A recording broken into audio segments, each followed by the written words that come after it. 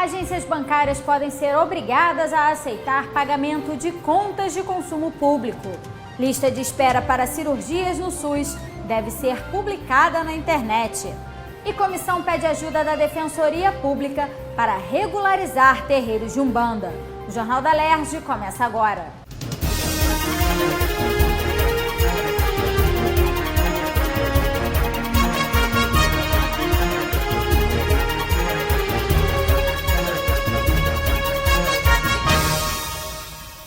Boa noite. Regularizar mais de 600 terreiros de Umbanda em Candomblé, em Niterói e São Gonçalo.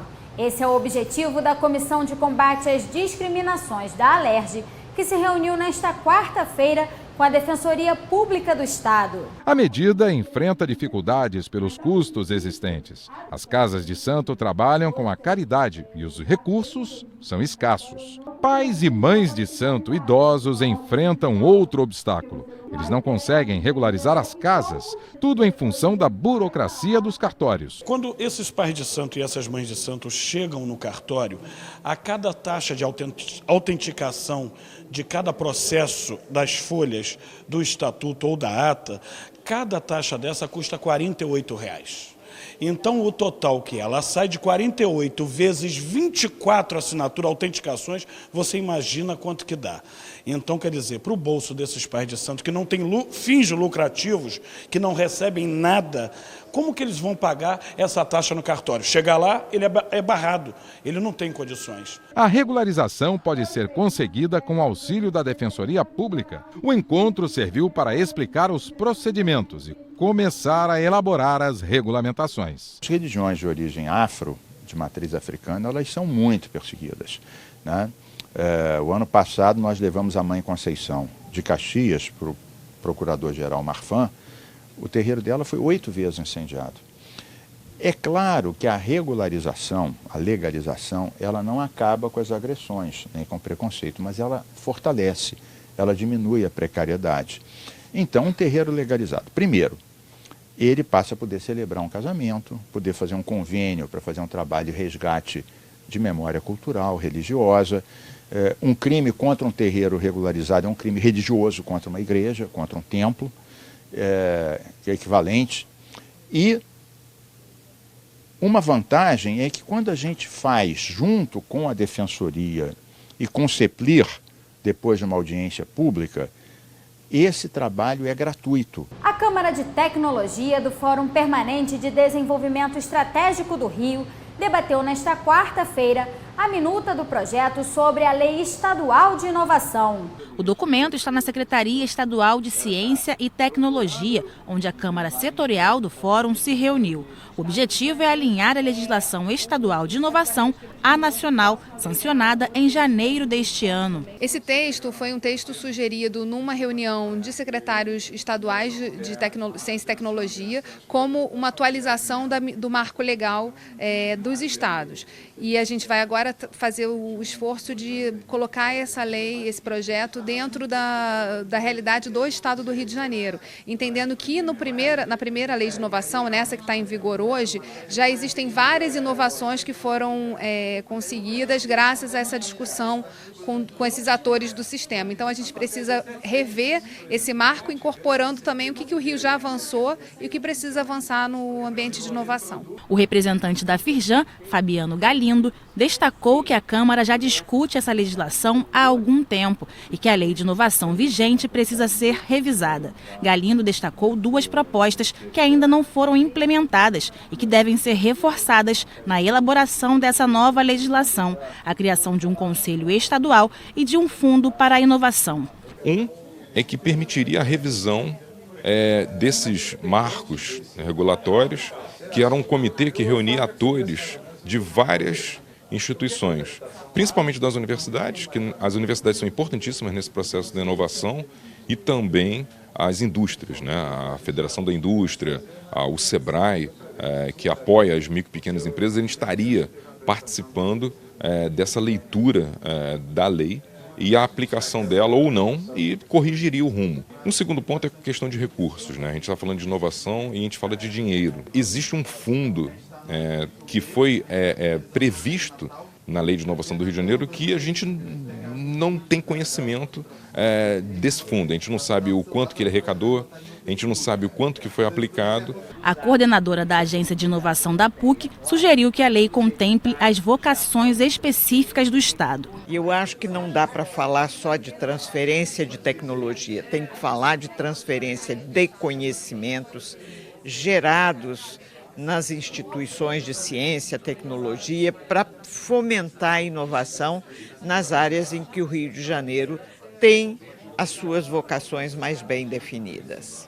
A lista de espera dos pacientes que serão submetidos a cirurgias eletivas pelo SUS pode ser publicada na internet.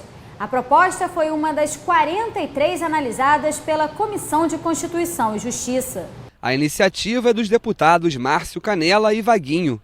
O parecer da CCJ foi pela constitucionalidade. O relator do projeto, o deputado Luiz Paulo, acredita que a medida pode trazer maior transparência e evitar o furo das filas. O projeto é constitucional porque ele tem fundamento do artigo 37 da Constituição da República, que define diversos princípios da moralidade e da impessoalidade, né? Esses princípios dizem assim, ó, se existe uma fila, esta fila tem que ser obedecida, ela não pode ser alterada por interesses de terceiros. Então, quando você publiciza, exatamente você diz, olha, a fila é essa. O deputado Carlos Mink apresentou um projeto que altera a lei que determina o monitoramento por áudio e vídeo das viaturas das polícias civil e militar do Rio. O parlamentar quer que a medida se estenda às delegacias de polícia e dependências. E a venda de preservativos em boates, bares, restaurantes e estabelecimentos similares pode se tornar obrigatória no Estado. É o que prevê o projeto do deputado Tiago Pampolha. As duas propostas receberam parecer pela constitucionalidade. Já o presidente da comissão, o deputado Edson Albertassi, apresentou uma proposta para que os servidores públicos que detenham mais de uma situação jurídico-funcional tenham suas remunerações especificadas num único contra-cheque. Para o autor da medida, a acumulação legal de cargos, funções ou empregos públicos deve considerar a soma das remunerações para que não ultrapassem o teto remuneratório do Estado. Se você ganha alguma coisa a mais no Estado, essa alguma coisa a mais, seja uma gratificação, seja um cargo comissionado, seja uma função gratificada, ele se soma ao seu contra-cheque para o exame do teto. O que busca sempre o contra-cheque único é ninguém perceber acima do teto. Nós temos uma preocupação com os gastos públicos, esse é um projeto que já defendo há um tempo, a União já tem praticado, o município do Rio de Janeiro já pratica há muito tempo e eu penso que nesse momento de grave crise financeira nós temos que colocá-lo também para ser praticado no estado do Rio de Janeiro. Na verdade nós queremos aqui limitar no teto do estado todos os proventos, sejam eles acumulados ou não. Então essa medida é fundamental nesse momento, espero que a Casa compreenda e aprove o mais rápido possível. As agências bancárias podem ser obrigadas a receber o pagamento nos caixas de atendimento pessoal de contas como luz, gás, telefonia e impostos. Acompanhe como foram as votações no plenário com Natália Alves. Na sessão plenária desta quarta-feira, os parlamentares aprovaram um projeto do deputado Samuel Malafaia que cria um programa para incentivar as empresas amigas da escola. A ideia é que a iniciativa privada contribua com a educação pública. Esse é um projeto que veio na minha mente para ajudar de alguma forma ao Estado. Como? Perto de uma escola tem um armarinho, tem uma padaria. Então, aquele empresário, aquela empresária pode ajudar, pode fornecer alguma coisa de graça para a escola e pode até anunciar isso, porque o projeto permite, a lei sendo sancionada permite. Alguma merenda ajudar, sei lá, a merenda está incompleta, o cara fornece, a padaria fornece pão. O deputado Carlos Mink quer que as agências bancárias passem a aceitar o pagamento de contas de água e luz, mesmo de quem não é correntista. O texto prevê um prazo de 4 meses para que as instituições se adaptem à nova regra antes de serem multadas.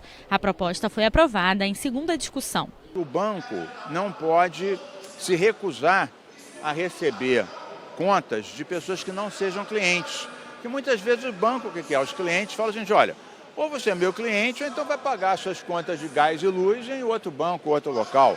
E aí tem menos trabalho e demite mais bancários. Então essa lei tanto é boa para os bancários, para não ter demissão, quanto é boa para os consumidores. O Jornal da Alerj fica por aqui. Você pode acompanhar a programação também em nosso site e pelas redes sociais. TV Alerj, o canal do povo fluminense. Até amanhã.